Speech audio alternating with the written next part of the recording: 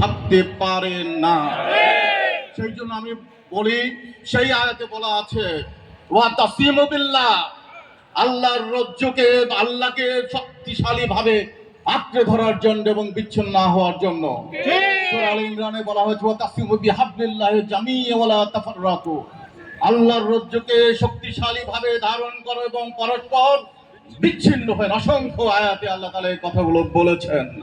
সূরা সাফে বলেছেন বুনিয়ানুম মারসুসের মতো থাকতে। সেই জায়গাগুলো যখন আমরা ভুলে যাই তখনই আমাদেরকে আচ্ছন্ন করে ফেলে এই ধরনের স্বৈরাচার এবং ফ্যাসিবাদ। আমরা মনে করি মুসলমান কখনো মৃত জাতি নয়, মুসলমান, প্রতিটি মুসলমান হলো একজন বিপ্লবী এবং তাদের চেতনার বিপরীতে এবং তাদের বিশ্বাসের বিপরীতে এবং এই পৃথিবীতে সৃষ্টিকর্তা যে মানুষকে যে স্বাভাবিক যে আদর্শ দিয়ে প্রেরণ করছে সে আদর্শের বিপরীত কোনো কিছু কোনো মুসলমানের সামনে প্রতিষ্ঠিত হতে পারে না। কিন্তু আমাদের সামনে প্রতিষ্ঠিত হয়েছে, আমরা মেনে নিয়েছি, আমরা একসাথে বসবাস করেছি। এটি হলো সবচেয়ে বড় প্রশ্ন, কিভাবে আমাদের সামনে 90% মুসলমানের দেশে এরকম একটি জুলমতন্ত্র সৃষ্টি হয়ে গেল এবং সেটি দীর্ঘ 1.5 যুগ স্থায়ী হলো।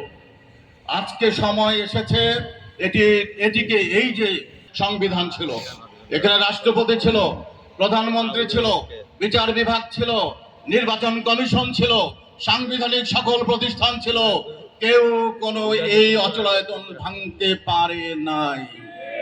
তাহলে এখানেই আপনার বুঝতে হবে আইন কানুন বিধি বিধান সংবিধান সবকিছুর মধ্যে যে ধরনের এখানে যে সমস্যা ছিল, সেই সমস্যা যদি আমরা চিহ্নিত করে সেটি যদি সংস্কার করতে না পারি তাহলে এই ফ্যাসিবাদের সাথে যারা ছিল তারা হয়তো দেশের সীমান্তের বাইরে চলে গেছে, কিন্তু ভেতরে আবারও ফ্যাসিজম সৃষ্টি হবে।